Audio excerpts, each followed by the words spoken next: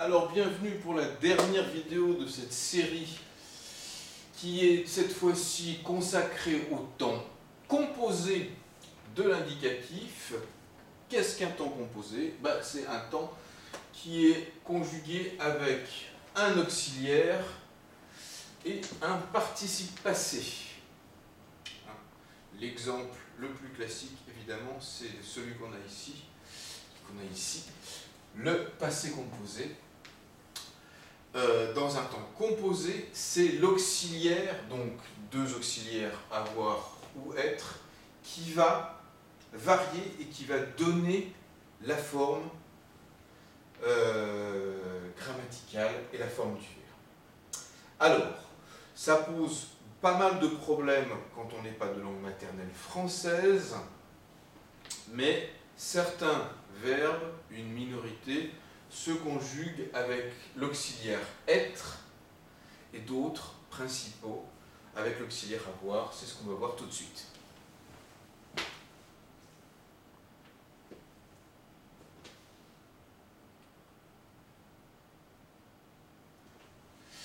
Donc la plupart des verbes se conjuguent avec avoir. Au passé composé, on a elle a chanté en solo, le verbe avoir, l'auxiliaire avoir, on le retrouve là, et le participe passé chanter.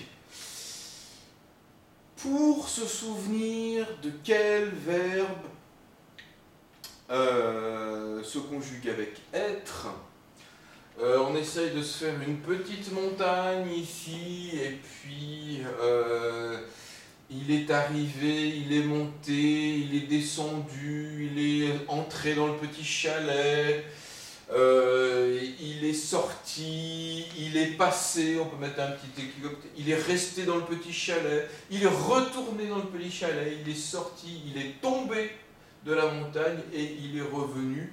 Et puis ce qu'on appelle les verbes d'état, naître ou mourir, il est né ou il est mort. Donc, on dit souvent verbe de mouvement ou d'état. Attention, on ne dit pas je suis sauté ou je suis couru, mais j'ai couru, j'ai sauté. Donc c'est des verbes aussi de mouvement, mais qui ne prendront pas le verbe, l'auxiliaire être, mais l'auxiliaire avoir. Les verbes pronominaux se conjuguent toujours avec être. Donc ça c'est aussi. Elle s'est trompée, mais personne ne s'est aperçu de rien. Les verbes pronominaux. Alors, les différents temps qu'on va pouvoir composer. On a déjà parlé du passé composé. Donc, avec le passé composé, l'auxiliaire avoir ici ou être ici est conjugué au présent avec le participe passé du verbe. Pour le plus que parfait, qui montre une action passée, une espèce de passé du passé, une action antérieure ici au passé composé. J'ai parlé et avant j'avais parlé d'autre chose. Nous sommes venus, mais avant, nous étions venus en voiture. D'accord? Donc, ici, on va conjuguer l'auxiliaire avoir et l'auxiliaire être à l'imparfait pour obtenir le plus que parfait.